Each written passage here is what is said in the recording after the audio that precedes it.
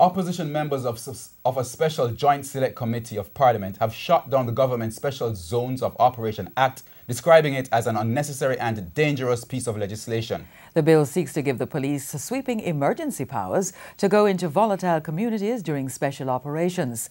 But during this morning's review of the bill, the opposition said it would have none of it. Members of the Joint Select Committee of Parliament blasted the Zones of Special Operations Act proposal this morning on several levels. Firstly, opposition spokesman on national security Peter Bunting says it's totally unnecessary. Government members and representatives of the police high command presented arguments highlighting the necessity to their fight against crime. Deputy Commissioner of Police Clifford Blake says there are cases where an area which the police had regained control of crime regressed to its previous state.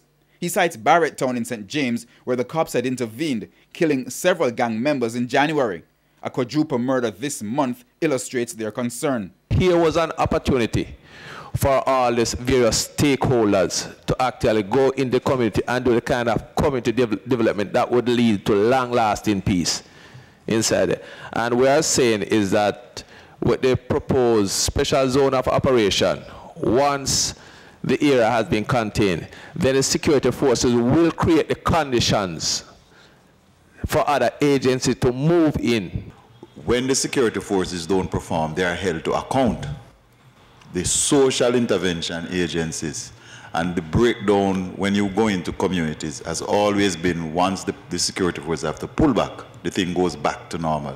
What this bill is doing by creating an all-of-government response, the accountability for other agencies to go in and to discharge their mandate. The bill is creating that accountability framework. But Mr. Bunting believes giving the police more power is not the answer and says the Barrett Town example proves his point. We don't have any lack of police powers right now to go in and do the clear element that was done effectively by the GSF in the Barrett Town case.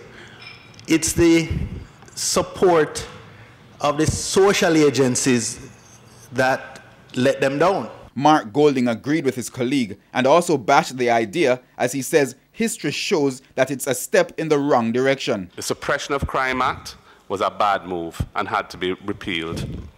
The crime bills, some of the key provisions were struck down as unconstitutional. Others were left to expire under their sunset clauses.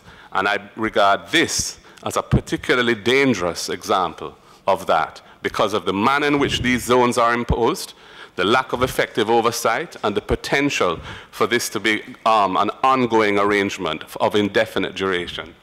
They believe the bill will also create legislative and bureaucratic confusion that would distract from the real issue of solving crime and delivering social intervention in troubled communities. The committee will meet with other stakeholder groups next week.